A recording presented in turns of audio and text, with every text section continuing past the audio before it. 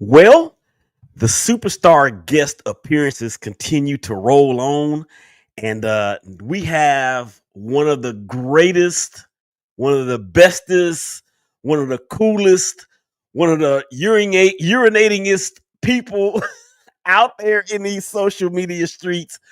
This is Willie Epting Jr. Of course, this is the Ballers Podcast, courtesy and powered by the ShakeBack Media Group. I've got Steve from the Urinating Trees behind stage. And people have already reached out to us on Twitter about where did that name come from? It sounds very intriguing. So I told them, look, all of you guys that are asking me these questions, you need to tune in because I will definitely ask him at that point in time. So without further ado, he's backstage. We're going to bring him in here in just a second. But before we do that, you already know what we got to do. You already know what it is. So without further ado, it is time to go get it. Let's go.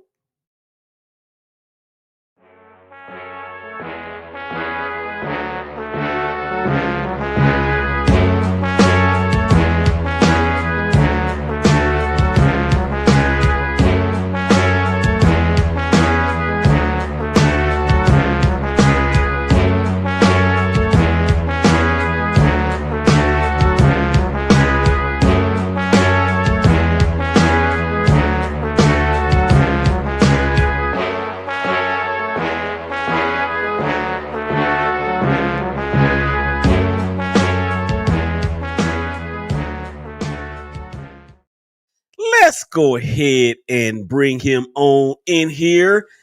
There he is, my man Steve from the Urinating Tree. Man, what is going on? Thank you for coming on the show. How are you on this rainy day in both your area and in Dallas? Yep. It's a little bit of a pour over here. The thing with Pittsburgh and Pennsylvania in general, you get these brief spurts of rain. It's usually more in the summertime. It can be sunny, rains for about 10 minutes, sunny again, and then it's just on and off. It's like a remote switch. But otherwise, I'm doing all right, man. It's a Wednesday. I can't believe it's already April already, but I mean, watching the Pirates on my TV right now. Hopefully they're not going to blow it. Knock on wood. Knock on wood, specifically for those Pirates. And as we were saying off air, I was actually watching the Rays. I'm sorry, not the Rays. The Pirates are playing the Rays, the Rangers, and the Reds because the Reds have Jose Trevino as their catcher now. Of course, he was traded to Cincinnati from the Yankees. Mm-hmm. And before he was with the Yankees, he was with the Rangers here. So I've actually had an opportunity to have him on the show a couple of different times. Actually got a chance to cover his toy drive out in the Colony, Texas, which is north of Dallas. So that was real fun in itself. So, but yeah, man, thank you so much for joining the show. Of course, I got to give a shout out to our girl, Mary over there at Mac and Cheese. She is the one that plugged us up. So I am very happy for her to have done that. She's watching. She's got a couple of comments already that we'll get to here in just a moment, man. But I gotta ask you this because, and I know I put this in the outline, but people have been already asking me, where in the world, well, who in the world is Urinating Tree? Where did he get that name from? I said, well, you guys need to tune in because I'm not going to tell you until he comes on. So here he is, and there's the question. Well, I wish I had this cool backstory. I wish I could tell you about, it was like a story about me peeing on a tree when I was 8 years old. No. It's me being an edgelord on Xbox Live when I was 15. I was playing Rainbow Six. I think it was Black Arrow 20 years ago or a little over 20 years ago at the time. I'm sitting there thinking of like, okay, what would a cool like username be? Because, you're like 16, 17. You're trying to, be witty and edgy, as like a teenager. So I'm thinking it's like, it'd be a fun, cool name, Urinating Tree. And it just stuck. I don't know why. It just. Well, the reason I'm thinking that it probably stuck, Steve, is because it's the Urinating Tree. Right. And it's sports related. I don't know if it makes anything with sports, but I don't know. Well, let's see if we can tie it to something in sports. All right. So obviously you're in Pittsburgh and you got the confluence there with the Monongahela and Erie. The Erie, no, was it? The Allegheny and the Allegheny in Ohio, yes. Into the Ohio. Yeah, so you got the confluence there. So you got 3 waterways there, so we could possibly tie it to that, maybe? No? Maybe. Good. There are a bunch of different rivers that go in. Then the Monongahela, like I'm by the Youghiogheny right now, which is a disconnect from like the Monongahela, Uh-huh. a little further downstream. And then the Ohio, I mean, obviously goes through Missouri. So we like to think like we send our refuse down to Cincinnati. We send it down that way. Now, is that from a Pirate standpoint or is that from a Steeler standpoint? Steeler standpoint. Oh, okay. I mean, dude, Pirates and Reds have a bit of a rivalry, but it's Pirates have not been doing good. I'm just hoping they don't blow another lead again because yeah, the Pirates have been they've been blowing some leads. They blew 3 leads against the Marlins in the first 4 games. I think it's the first time it's ever happened in baseball history. And it's like, yeah, sounds good.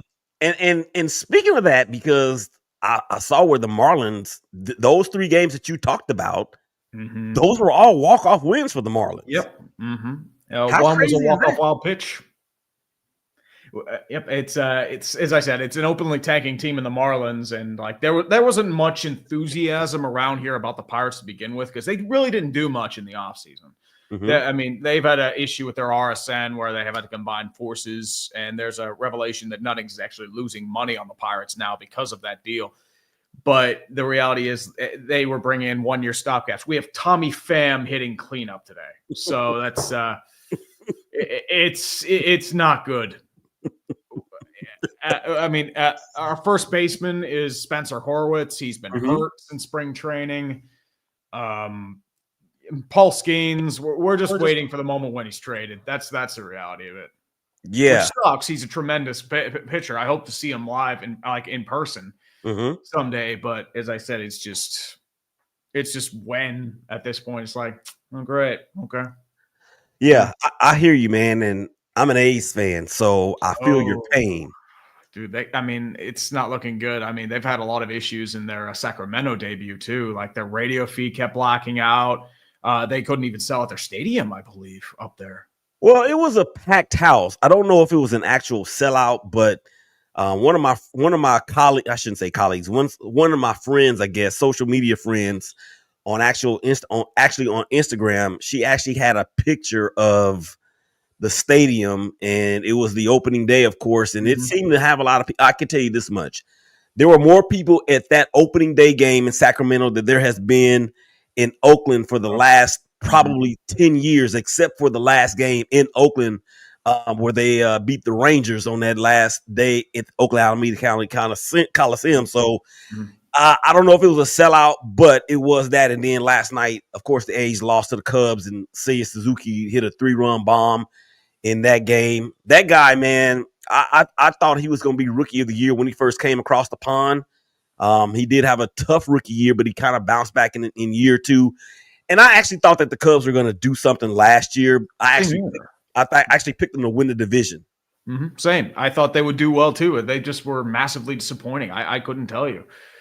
The Cubs, like over the past decade, they've been like woefully underachieving because you always think they would get more World Series opportunities with the core they had, and they'd implode. And it was just a strange situation there. And then last year, you bring in Craig Counsell, you bring in Shohei Minaga, who's been excellent for them.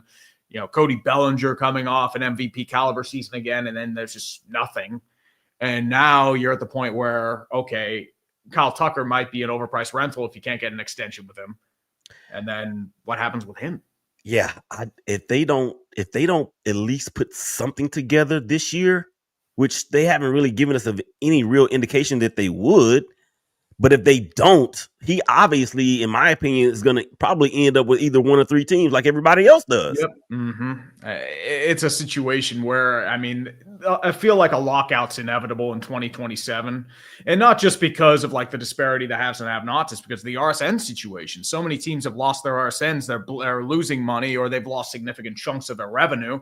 And now it's going to be to the point where, look, we can't afford to keep up with these guys. We need something. And there's just going to be just a disparity between both. Yeah. And hopefully, baseball and I get into people about this all the time, and I want to ask you about it. I mean, we've already strayed away from the lineup that I sent to you, so we may as well just keep going. Right. But because I get into it with people all the time on social media about baseball, and when you talk about the lockout, Sure. I instantly go back not to the last one, not even the one before that, the one all the way back in 1994 that stopped the World Series, and a lot of people thought at that time that the then Cleveland Indians had a good shot to stop the Toronto Blue Jays from repeating. And then, of course, we had the work stoppage. And then next thing you know, we have the performance enhancing drug era. And then all these home runs are flying out of the ballpark. Baseball is relishing in the success of the home run derby every other game. It seemed like, those players that were allegedly involved and some that were knowingly involved, I believe that they should be in the Hall of Fame. And I just want to get your opinion about that. My belief is I tend to exclude like the alleged steroid years. But in the cases of Clemens and Bonds, I feel they've done enough outside of those eras to be in the Hall of Fame. I think they should be in the Hall of Fame. Like, that's my belief. Like, guys like Palmeiro, Sosa, McGuire, I don't know if they did enough outside of those eras to really generate Hall of Fame. But otherwise, like, those two should definitely be in the Hall of Fame. They were the greatest players of their generation regardless. A guy like Barry Bonds, he was still like hitting 330, one of the best pure hitters of his generation. He just got jealous seeing Sosa and McGuire get all the attention. Like, oh yeah, you're going to do that? I'm going to show you like what a real hitter can do on steroids. And now he's hitting like 70. Yeah. And for him to hit 73 in 1 year, and then of course McGuire hit 70 and Sosa hit 66, I believe it was. Oh yeah, that was when I was a kid. Yeah. And here's my thing about it. And I respect everybody's opinion. I just don't get into, I don't relish it when people start becoming so disrespectful to me just having an opinion. Oh yeah. But here's my opinion. That's just common discourse in general. Yeah, but here's my take on it. Baseball needed an injection and that is a pun intended right there. They needed an injection. They knew they needed an injection because of what happened with the work stoppage, and it really being the owner's fault, if you ask me.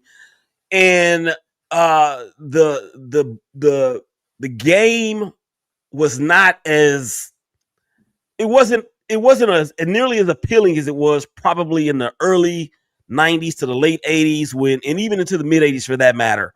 When you had pitchers that would actually pitch entire games and win 25 games in a year and strike out 300 in a season. I think baseball knew that they needed an infusion. So when that happened, they turned not only because the ratings, it's like, oh, look, they're actually interested in baseball again. Because a lot of fans were turned off from 94. I mean, it destroyed baseball in Montreal.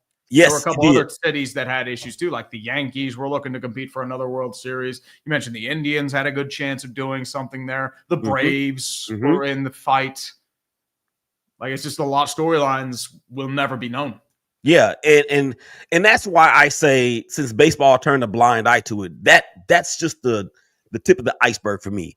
The fact that they profited so much money from that era. And knowingly that was taking place behind the scenes, that's why I say those guys that have been excluded. I don't know. I'm like you. I don't know if Sammy Sosa did enough outside of the era. I think McGuire did. McGuire's close. Yeah, I think McGuire did. And then you talk about A-Rod. A-Rod should be in. I think Manny Ramirez should be in. So David Ortiz was caught with steroids. He's in the Hall. Exactly. What's the point? Exactly. And I think it's more of those media guys that have a vote. They necessarily didn't care for A-Rod or definitely not Manny. Gatekeepers. Yeah, not. I mean, definitely. Like, say what you will about Curt Schilling. Like, the dude's a kook. He should be in the Hall of Fame. Yeah. Like, I'm sorry. It's verified. And he's one. But he's hold on. He's one of the best big game pitchers the league has ever, or the majors has ever seen. Yeah, the bloody sock, like, that's iconic. Yeah, but some people think that was a stunt. But it's still iconic. Yeah, I mean, but whether it was or whether it wasn't, the fact of the matter is that when he pitched in those situations, he came up big. He was never too small for the moment. And for me, that's why I'm like, okay, yeah, he should be in. Manny should be in. And I was going to say that maybe Big Papi got in because he was so well beloved and so respected. And then those other guys, people, the media didn't really care for them nearly as much. And New York hated A-Rod. They always thought he was like the lightning rod, and Derek Jeter was the golden boy. Even though Derek Jeter had some of the worst defensive statistics as a shortstop in his era, especially in his later years. Yeah, and for me, Derek Jeter, he came up so big in the postseason, and there was that one stupid play in the playoffs against the A's where it was actually two plays against the A's, but the one where he went all the way into foul ground and on the first base side and tossed the ball back and was able to get Jeremy Giambi tagged out at the plate when Giambi he knew he should have slid. If he would have slid in the home plate, I promise you the A's would have gone to the World Series that year. Not just that, man. I mean, dude, they were loaded at pitcher, man. Zito, Mulder, and Hudson. Tim Hudson. Every 3 days. Loaded. But we talk about how like the Cubs, for instance, we talked about a second ago how they dramatically underachieved last year. That was the A's Achilles heel in the playoffs, even with all those great aces. Under Bob Melvin, we could never put it together and get past that freaking first round, even after having home field advantage, winning the division, having all these great hurlers, having a good bullpen, having these guys that were competing for MVP awards with Giambi and Tejada, and we just could never put it together. It was so sickening. That's how the Pirates were, like, especially 13 through 15. Like, they had these tremendous teams. And, like, my highlight as a fan of the Pirates is a wild card game. And it's depressing because I was too young to remember the early 90s. I didn't remember the 92 run. I have to do double takes every time you think, like, oh, Barry Bonds was a Pirate. Van Slyke was a Pirate. Moises Alou was a Pirate for a hot minute. Guys like Denny Nagel and, Zane Smith. Guys like that who were like legitimate hurlers. But then it's just, and then I grew up in the mid 90s. Like, it was the freak show of 97, which was like the highlight where they had a $9 million payroll, nearly made it to 500, and then you have just constant embarrassment. And it's like, oh God. And then, because like 15 was the huge breath of or 13 was the huge breath of fresh air because, whoa, this team doesn't suck anymore. Like I was 25. When that happened. That's how long it was. And now you're back to being, there's a runner on second. It's 3-2. Colin Holderman's one of our terrible bullpen arms is up, and they're probably going to blow this lead because there's one out. So we'll see. They've already given up a run. I'm hoping not, but what's the score right now? It's 3-2. They scored a run in the last inning. Our closer, David Bednar, he's a local product. He was a mess last year. He had ERAs over 11 in 2 separate months. He was getting shelled in April. He's already been demoted to AAA. It's been that bad. Yeah. But it's a Pirates fan, baby. We're in year 6 of a rebuild, and we are going backwards. Well, I'm going to get to some Steel City stuff here in just a second, but we got a couple of social media comments. Chelsea Wood without the S says hi.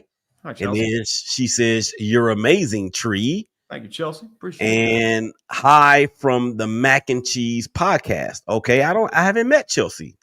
Well, I guess I haven't met anybody, but you know what I'm trying to say. And then Mary says, "Where's Tree?" That's because oh, Mary. Come on. That's because you were backstage when I started the show. So, exactly. and maybe I should have told her that that's how I do things. I have to build up the intro for the guest that's coming on. The intensity.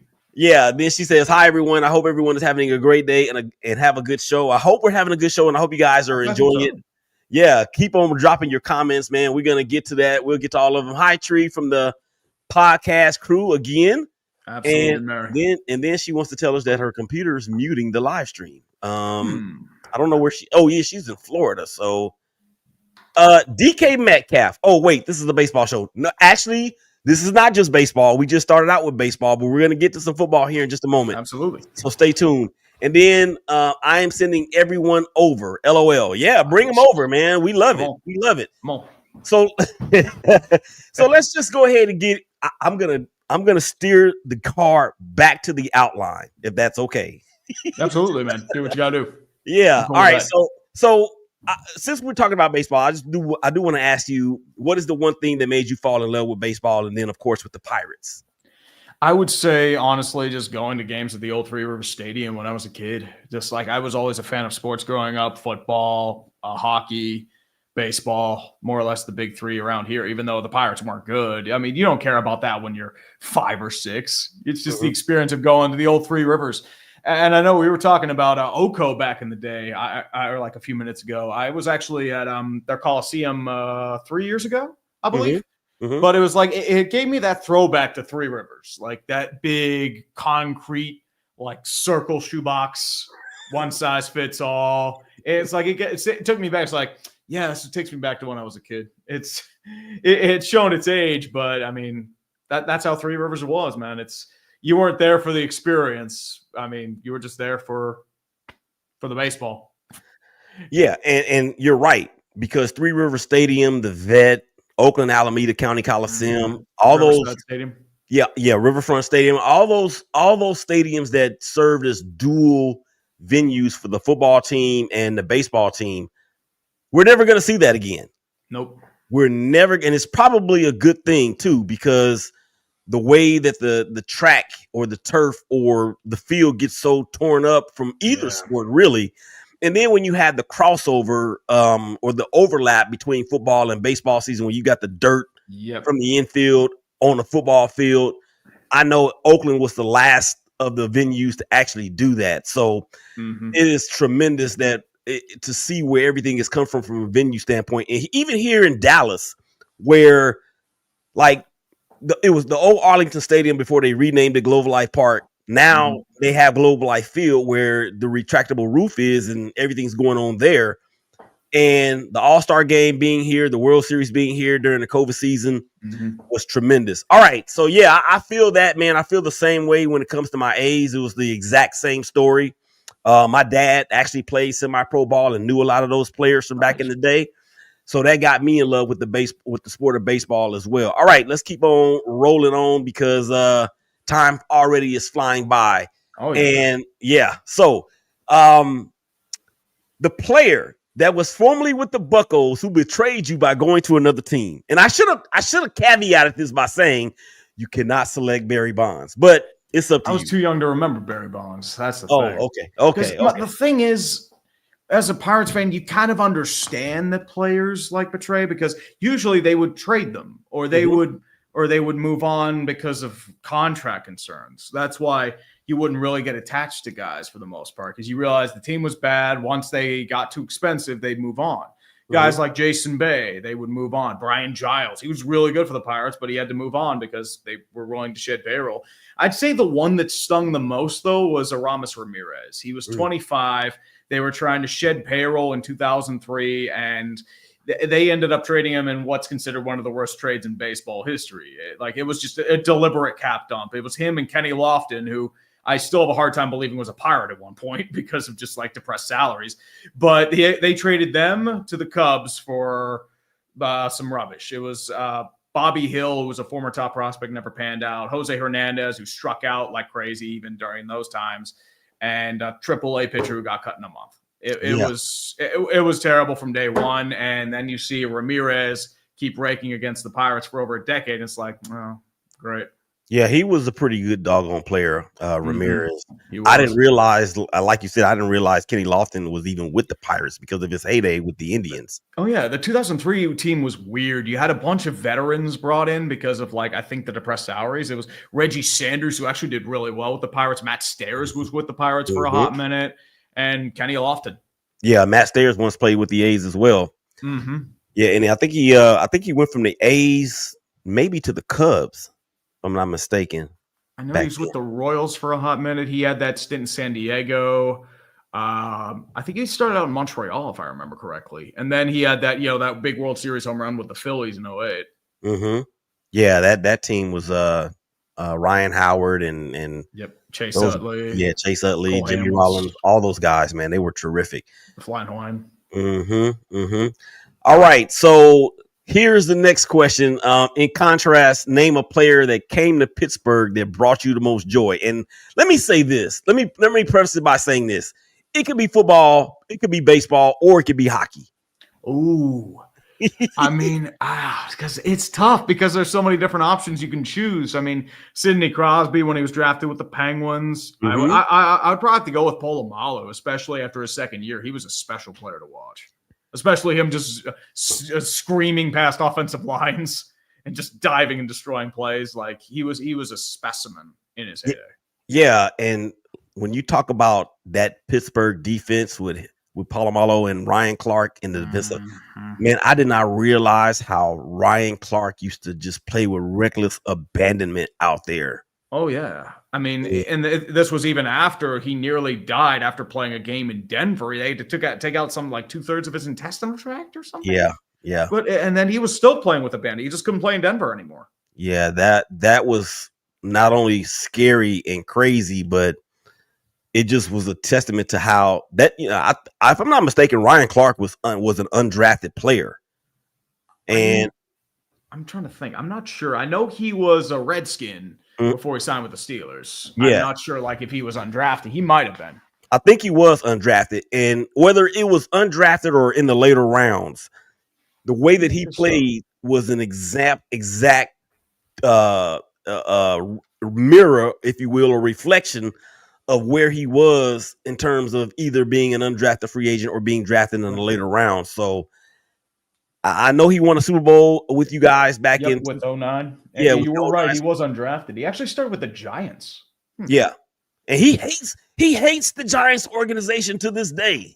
I mean, I don't blame him. I mean, if they just let him go for somebody else, I'd have a chip on my shoulder too. Yeah, and he's talked about it on his podcast, The Pivot, and he's talked about it on Get Up on ESPN with Mike Greenberg and that crew. But he was like, and he hates Aaron Rodgers as well. I know he's not really rooting for him to get signed by the Steelers. So let's just go there. What is the buzz in the Steel City with Aaron coming out there to be the next quarterback? Honestly, we don't even know at this point. We thought, I mean, they're more or less assuming a deal is going to be made, but we just don't know when. It's just one of those things where I don't want Aaron Rodgers on the Steelers. I think he's too much baggage. I think he's nowhere near what he was. He doesn't have the mobility anymore, especially because of the torn Achilles. He had a lot of issues with pressure with the Jets organization, and he had like situations where he's no longer the elite quarterback he was. He's more of a low-end starter, if that. And I just don't think it's really going to work in this scenario because, I mean, at least Russell Wilson still had mobility. Not as much mobility as he had in Seattle, but still had some mobility. I think the thing with Rodgers, there are a couple like rumors as to when he'll sign. One may be during draft day in Green Bay. Another is Pat McAfee is going to be having a live performance at PPG Paints Arena on April 9th, I believe. Is that in And he'll Pittsburgh? sign. Well, yeah, that's in Pittsburgh. And he'll sign then. Which the situation is, this is what Aaron Rodgers, he is. Like, he's the center of attention. The Steelers are powerless right now. And it's just a situation where the fan base is kind of divided in the middle. There are people that want Aaron Rodgers, or there are a lot of people like me. It's like, we don't want anything to do with him. But the problem is, what else is out there? Yeah, like, and we have Mason Rudolph and Trace Thompson. Skylar Thompson. I'm thinking baseball, Trace Thompson. But I mean, at this rate, I would have just gone with like a guy like a famous Jameis and punted to 2026 when you would have had a better chance at a better draft class. But it's just the draft class here offers, it's kind of like 22's class with Kenny Pickett. It's just it's a bunch of guys who, okay, they could be good. They're projects. It's going to take a bit for them to be anything, if that. Like, Cam Ward, he's already going to be gone. I think Shador is probably going to be gone. I'm kind of, I mean, they both have upside, but they're not going to be ready soon. Jackson Dart, he gives me kind of those Zach Wilson vibes, very boom bust. I just don't like Jalen Milroe. I think he kind of reminds me too much of Anthony Richardson. And then you have maybe like Tyler Show, who was playing when Justin Herbert was in college. It's like 7 years. Yeah. So yeah. it's just, I don't know. I mean, I really don't know, because the Steelers are kind of in that situation where you want to maximize what you have left of Cam Hayward and TJ Watt. You brought in DK Metcalf. You're paying him $30 million. Who's throwing to him? Yeah, good point. And speaking of that, this is what Mary asked, DK Metcalf. And she really didn't specify what she wants to know about DK or what she wants you to say about DK Metcalf. Ooh. Maybe she'll put it in here, but she also has a question. She said, hey, Tree, quick question. Is there a Clickbait Sports tomorrow? I'm not sure. I know Tom's on vacation in Japan, so I'm not sure if Clickbait's going to be happening, because I know Brandon, I think, has a few things happening next week as well. Okay. So there it is, Mary. If your computer is still not muting itself or whatever you said, whatever you said it was doing, there's your answer. Oh, okay. Tree's opinion about DK. Let's hear it. I think with DK, I like him as a receiver. I think the man's chiseled from marble. He's a tremendous home run threat. But the problem is he's very hot and cold, especially over the last year. He got overtaken by JSN in terms of primary role. And there are issues with him running routes. And the problem is, I have too, he's very comparable in terms of his play style to George Pickens. So my belief is, okay, Pickens might be gone this year or after free agency. And so my question is, you don't have a foil. You have two big home run threats. So are we just throwing moon balls down the sideline, hoping they get penalties? Or well, I'm not sure what's going on there. Because with the running situation as well, Najee's gone. I'm kind of take it or leave it with him. But they just never really had a line to block for him. And now you have two running backs that are similar as well in Jaylen Warren, who I believe is excellent, and Kenneth Gainwell. But Gainwell's not really a power back. So I'm guessing they're going to draft a power back day 2. Yeah, there's a lot of questions. And, of course, it does start at the quarterback position. And I actually talked about this on one of my other shows last week. I was talking about the Steelers and what are they going to do? And you've already mentioned it in terms of who else is out there, and there's really not anybody else out there. I mean, Ryan Tannehill. I mean, he's on the coaching staff with the Raiders. So if I'm not mistaken, I think Joe Flacco still Carson Wentz. I mean, and I know it's not the Steelers' MO to move that far into the first round to grab a quarterback. But this team, and with Mike Tomlin and that defense that has playmakers at every single level, it's something that I feel like they should think about, only because of what I just said. And when you have these two dynamic receivers, when you have these two good but not necessarily great running backs, you have Pat Freiermuth, who's one of the best tight ends in the NFL. It just seems to me that you are really, truly a quarterback away. I don't see it that way, because my belief is, like, if you look at how they play against teams like the Chiefs, the Eagles, I mean, the Ravens as of late, they get destroyed. I mean, if you look at, like, their defensive stats in the playoffs over the last 6 or 7 games, they've given up something like 35 points a game. So it's just, I don't know if it's a schematic situation. I know, like, TJ Watt was injured most of last year. So I don't know if that, I mean, I feel like that had something to do with it. But I think the thing with, like, I think they have a few other issues they need to figure out. They need a true slot receiver. They need a power back. Inside linebacker, I mean, it's kind of working out there, but it's more or less a depend there. You need a second corner. I know you brought in Darius Slay, but I think they may be going corner in the draft, especially maybe 3rd or 4th round, see if they can get a guy there. The thing, too, with trading up for a quarterback, once again, most of the guys here are projects. So I'm not sure if they'll be ready day 1. And if they're going to draft somebody, it'll probably be, if they do sign Aaron Rodgers, they'll bring him in maybe as a developmental role and, like, maybe compete with Skylar Thompson for, like, I would say probably 3rd string, and they'll probably move Skylar Thompson to the practice squad. But I know I'm thinking, too, with someone like a trade up as well, you did trade your 2nd round pick for DK Metcalf. Mm-hmm. So you'd be having to trade next year's first to move up. And the Steelers have never really been into doing that sort of thing.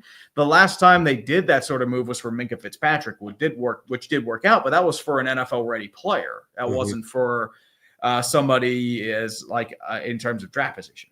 Yeah, no doubt. And I'm glad you put it that way, because obviously you have a much larger fingerprint on what's going on up there in Pittsburgh than somebody like me that's on the outside looking in.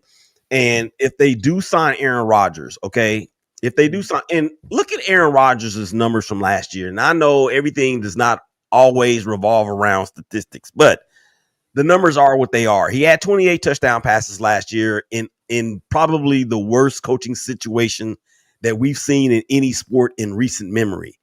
And he showed flashes, but he doesn't, in my opinion, he doesn't have to be Aaron Rodgers that won 3 straight MVPs. He just needs to be Aaron Rodgers that won't freaking turn the ball over and let him slide right in there for a year and see what happens. My question is, though, once again, it's with his mobility, because there were some situations where he got eaten alive. I mean, the Cardinals game and the Bills game in particular, where he couldn't do anything. In the final drive against the Colts, where he just doesn't have the maneuverability in the pocket that he used to. Mm-hmm. And that's my concern, because, I mean, you're coming from a situation where your tackles gave up, I think, some of the most sacks in football. And I mean, Dan Moore's gone. I don't know how he got $50 million guaranteed. That's a mystery to me. But I mean, you have Broderick Jones. I mean, he was a massive disappointment last year. He was just, I love the pick at the time, but he just has not converted to the NFL. Maybe converting him to left tackle will work. You have Troy Fautanu at right tackle, but he was injured most of last year, so he doesn't really have much experience. It's kind of his rookie year there. Mm-hmm. So more or less your interior set, your questions on the tackles. Mm-hmm. And it's more or less wondering if they can develop. So as I said, like with Rodgers, my question there is just the ability to move around in the pocket. Cause I mean, I remember just Ben's final years, and it was sad because like his arm was gone. He didn't have the mobility. He was just like throwing like crossing routes to Juju as he gets decked by Von Bell. It's like, oh God. Yeah. And what the injury that Big Ben had was his elbow. Yeah, and it was a Tommy John type of thing, wasn't it? It was close to it, I think. Yeah. All right, Mary asked the question. Here it is right here. She says, who is this Brandon person? I don't know. I think it was when you were talking about somebody going on vacation. Oh, Brendan. We're talking about Brendan Perna.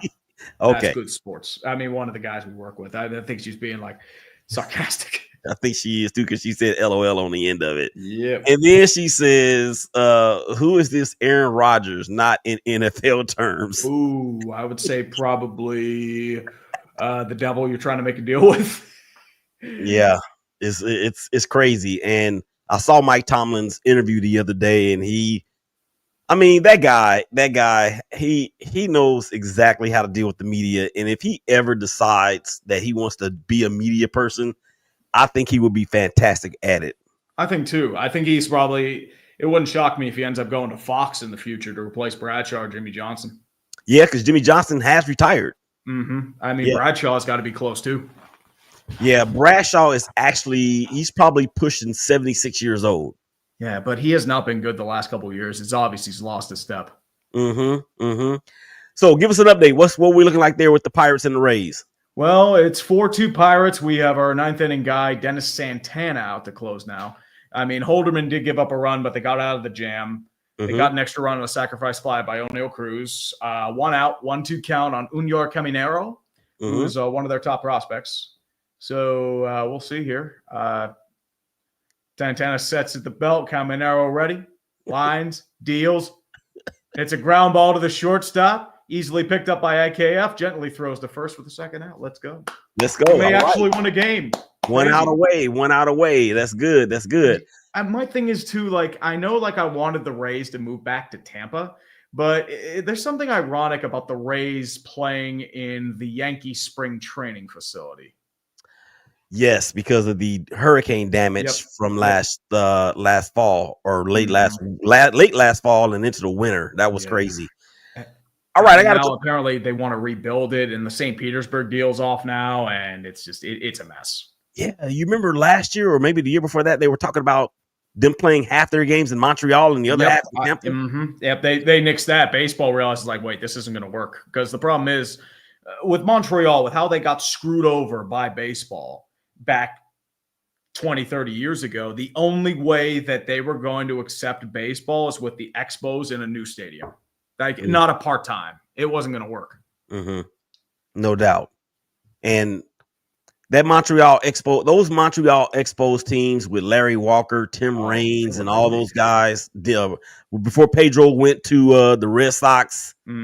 As I said, they were loaded, man. Yes, they were. Andre, I mean, they had a lot of great players that came through. And here's something that I need for not necessarily millennials, but like whatever this generation is now. I don't know what they call it. It's Gen Z, X, Gen Z, the Zoomers. Yeah, I need Gen Z to understand something. The team that you see playing in Washington, D.C. used to be the Montreal Expos. And that's when there were 2 divisions in each league.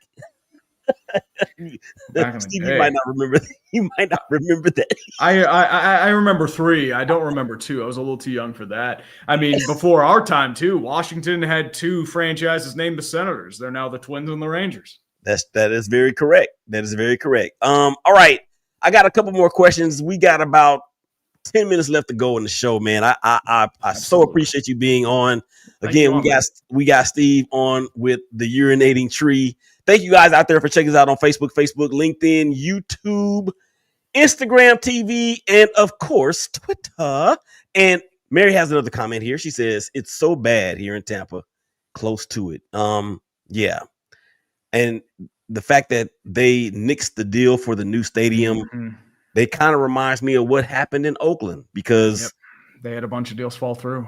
They had a bunch of deals to fall through, and the stadium, I still got cousins that live out there. I've been back out there more than a few times, and the last deal that they had in place was for a stadium near Jack London Square, which would have been tremendous. I know they were looking at Howard Terminal for a while, but now I mean, I was kind of thinking like they were using that as like a buffer to deal with Las Vegas. And when they said, I mean, they were giving them the moon, and like they said, like, oh no, we're going to Vegas. Yeah, and that stadium's not going to be ready in like 3 years, and who knows what happens with that deal. Yeah, I mean, I think that one's gonna be solidified. I mean, they broke ground on it. They got the prototype out there and everything, so I think it's a go. And the stadium is going to be tight. I mean, if you haven't seen it, yeah, it's going to be tremendous. All right. I got a couple more questions for you before we get out of here, man. And this was a big one right here that I really wanted to get an answer from you on. And we've already talked about Aaron Rodgers. We've already talked about the Pirates. So let me ask you this. Who are your 5 greatest Steel City athletes that you have seen? I mean, that's a good question, man. I mean, I have to go back like a ways for this. I would have to say for the Pirates, you got to pick Andrew McCutchen. He was pretty much the future at the time, the first real superstar we had in the Pirates. Like, we had good players on the Pirates, Brian Giles, Chris Benson was a top prospect at the time, Ollie Perez for a little bit, Jason Bay, but Kutch was just a bona fide superstar. And he was the guy that kind of turned the tide in terms of how bad everything was. Like, Kutch is still one of our better hitters on the team, and he's 38. Yeah. But it's one of those things where it's just, I would say him. I mean, for the Penguins, you got to go Sidney Crosby. I mean, the dude's a machine. He's 20 years, over a point per game. He still hasn't stopped. I mean, it's just, dear God, like he's just, I mean, you could obviously say he saved hockey in Pittsburgh. If you actually look at a lot of the history of like the Penguins, they were on the verge of moving something like 7 or 8 times, and then they just magically be saved by either a good playoff run or a casino deal or something else that just popped up in the middle of nowhere. I would say probably Mario Lemieux for that instance as well, because I mean, I remember seeing him in the mid 90s just dazzle even with the injuries. Him coming back was a huge deal. Like, that was much watched television with him and Yager being back on the same time. I would go with Troy Polamalu for the Steelers because, I mean, the dude was just a legend to watch, just a treat every time, especially in his prime. I mean, he was an even greater human being as well. I mean, same thing with Cam Hayward. Like, he does a lot of work in the city and with charity. Like, so one of those people as well. In terms of my 5th, though, I mean, there's so many choices you can pick from here, man. I mean, Hines Ward, especially for those back blocks. That are no I longer mean, you can go allowed. like Guinea Malkin, Yager. Scanes, I mean, could be one if in due time. Yeah. But I mean, that dude, the fifth one, that's just. I'll make it easy on you. How about that? How about I make it easy on you? Yeah. All those players that you mentioned, they are number 5. Oh, yeah, that works. I mean, if I had to pick one of them, probably Hines Ward. All right, man. All right. So before we bounce up out of here, I want you to tell everybody how they can follow you, they can see you, they can hear your shows, any business events, side hustles, whatever you got going on. Here's your chance to, I call it the shameless plug portion of the show. I love me some shameless plugs, man. Appreciate you. Well, I on YouTube under the name Urinating Tree. I post about a video or 2 a week there. I'm going to be doing some stuff in the NFL draft. I also do a stream with a guy named 5 Points Vids on the Dumpster Fire every Tuesday night. So we do a show on there. We'll be doing a big show for the NFL draft as well. On Twitter, I go under Urinating Tree or Schlosser, more or less. I would say that. I also have an Instagram, urinating_tree. I don't really post on there that much. I'll probably be ramping up a little bit because we're bringing back bros versus pros this year for baseball. We took a year off last year. We had been doing the previous 2 years. We're playing the Portland Pickles this year. Date hasn't been confirmed yet, but it looks like we're going to be playing them in Oregon. So okay. Looking forward to that. Cool. Nice stuff. And you are welcome back anytime, my friend. Absolutely, man. Thank you for having me on. This was a blast. Yeah, this is one of the better shows that I've done since the last one. Let me just put it. Hey, that's all that matters, man. You're trying to butter me up. It's like, oh yeah, it's great. It's the last show. Yeah, I mean, yeah. Well, I'll tell you, like a mentor of mine once told me, and this was a pool shark because we were talking about pool and being pool hustlers. He said, Willie, you're only as good as your last game. So in this case, you're only as good as your last show. And this is going to be the last show before the next one. All right, we got one more comment out there before we bounce. Woohoo! The NFL draft. Especially as a Green Bay fan. I mean, yeah, big things coming up for them. She's going to be there, as she has so excitedly said. Oh, there's another comment. Yep, I'll be there. We just said that. So, yeah. If you follow Tom Grossi, I mean, that's his big thing. I mean, I'm hoping he's able to announce a pick in this draft. But, I mean, dude, it's going to be a big event, man. All right, one more thing. I got to give you this.